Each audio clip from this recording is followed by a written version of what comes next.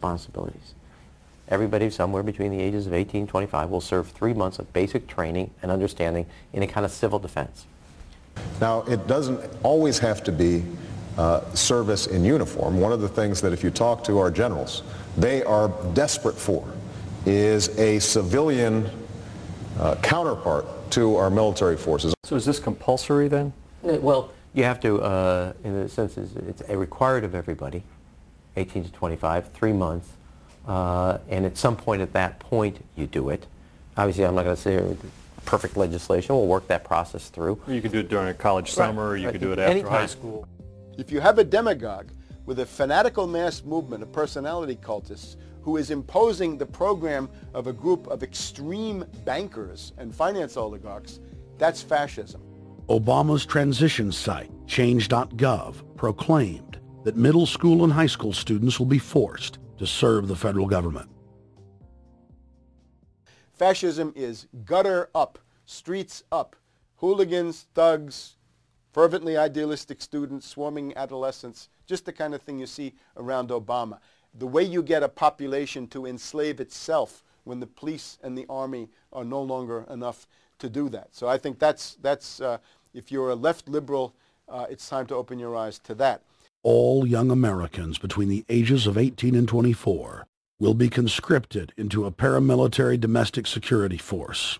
If Obama has his way, adults and seniors will also be forced into other forms of service for the betterment of the homeland. Number 3, disarming the American people. Obama operatives in the Congress have introduced more than 10 bills that would end the Second Amendment as we know it. H.R. 1022 would allow the new Attorney General Eric Holder the dictatorial power to ban any gun he wishes at will. In 2008, before the Supreme Court, in the D.C. gun ban case, District of Columbia versus Heller, Holder argued for the complete disarmament of the American people and that only the military should own firearms. H.R. 257 would ban all youth shooting sports, including YMCA and Youth Olympic shooting clubs. H.R. 45 would force all gun owners to undergo federal psychological screening, registration, and testing to keep their firearms. White House Chief of Staff Rahm Emanuel has proposed the extrajudicial banning of any American on the fraudulent no-fly list from owning any firearm. That is, if you are on the no-fly list because you are known as maybe a possible terrorist, you cannot buy a handgun in America. Over 25,000 Americans are added each month to the no-fly list, which numbers over 1 million people who have not been charged or convicted of any crime. It's a case of mistaken identity for a 5-year-old boy from Normandy Park. He had trouble boarding a plane because someone with his same name is wanted by the federal government. King 5's Mimi Jung is live at SeaTac Airport to explain. Mimi. Lori, it's hard to believe that a 5-year-old could be considered a threat, but that's exactly what happened here at SeaTac last week when Matthew Gardner showed up for a flight to LAX. As 5-year-olds go, Matthew Gardner is about as harmless as you can get. But when he and his mom checked in for their flight at SeaTac last week, Matthew was considered the criminal. If you're on that no-fly list, your access to the right to bear arms is canceled because you're not part of the American family. You don't deserve that right. There is no right for you if you're on that terrorist list. And even though this Matthew Gardner is only in kindergarten, TSA workers still conducted a full-blown search. They searched all of our belongings. They took everything apart piece by piece. Nadia Counter says it wasn't easy being treated as a possible threat to national security. I picked up my child to give him a hug and tell him, you know, it's okay, we're doing fine. And they reported to me that I was not allowed to touch him. He was a security risk, and they had to research me to make sure that I had not obtained any materials from him. Number 4, massive restrictions on the First Amendment guarantee of free speech. The President, Congress, and the FCC have announced plans to not only curtail speech on talk radio and newspapers, but to also regulate speech on the Internet through the Orwellian-named Fairness Doctrine. The Obama machine is also pressuring Congress to pass draconian hate speech laws that will eviscerate the First Amendment. Number 5, they plan to further federalize health care so that the government can dictate what kind of care citizens receive. Modeled after the British system, this includes rationing care and restricting what procedures the handicapped and elderly are eligible for. Number 6, Obama is already pushing to expand the Department of Defense budget and to station more U.S. troops overseas to encircle Russia, China, Iran, as well as setting up bases in Africa under the pretext of humanitarian aid, and dominate and occupy Africa through AFRICOM. So we're taking your phone call, seeing what you think of Barack H. Obama. Is he a Judas goat? Is he a front man? Is he a betrayer? Let's go to Anthony in Georgia. Anthony, what's your take on Barack Obama? They put the face of Barack Obama as part of their public relations because it's like in the old folk tales about vampires.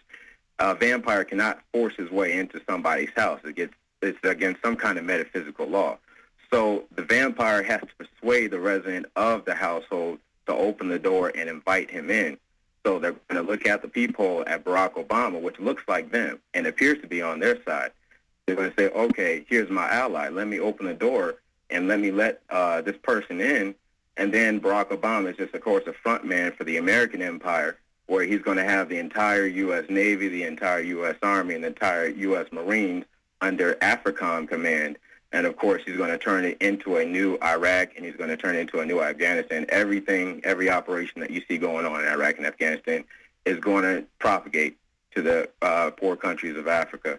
And well, sir, I agree with you. They're looking to the people. They see a handsome, smiling African face. You know, he's all, hey, I'm from Kenya. And then it's a total bait and switch. But it's the same thing here in the United States where they would get sellout Native American chiefs to sell out their people. This is the oldest trick in the book.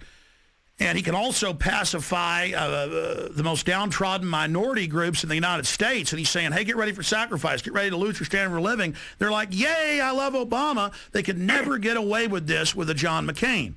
Obama basically does a couple of things. One is, again, this idea, kick the Chinese out of Africa. Kick them out of Sudan where they get oil. Kick them out of Zimbabwe where they get raw materials. Start a civil war in Congo, another big source of raw materials. Al-Qaeda, an arm of the U.S. intelligence community, is now active in Algeria, Tunisia, Morocco. You've got a destabilization going on in Kenya around Odinga. That's Obama's cousin. This is a guy who has two children. They're Obama's niece and, well, nephew in a broad sense. And one of them is named Raul, and the other one is named Winnie, after Winnie Mandela, who did the necklacing and political assassinations in South Africa. So this Odinga is essentially a CIA destabilizing operation in Kenya, and he's got a Odinga Islamic Alliance to crush the Christians in Kenya, but this also reaches into Ethiopia, it reaches into Uganda, Congo, Tanzania, and a whole bunch of other countries in that region. So all of Africa is a battlefield in flames between the U.S. and the Chinese, with Obama leading the charge to kick the Chinese out for geopolitical reasons. Number 7, radically expand federal control over family farms and ranches through the Animal ID and Premises ID system. Number 8, accelerate the merger of the United States with Canada and Mexico under the Security and Prosperity Partnership. He is also accelerating the transfer of remaining federal authority to unelected quasi-governmental bodies like the World Trade Organization. Number 9, Obama must convincingly play the part of the president and convince the people of the United States that the buck actually stops with him. This is critical to the globalist master plan because in 4 to 8 years, Obama must take the blame, as Bush did, for the New World Order's horrific agenda. At that point, the elite will put a new puppet in the ceremonial seat of power and build him up as the savior, only to tear them down again. And so the process is repeated over and over. For their program to work, it is essential that the people not learn that the presidency is now nothing more than theater. Because if they did, the people would stop looking at the pawns and start looking for the king. through this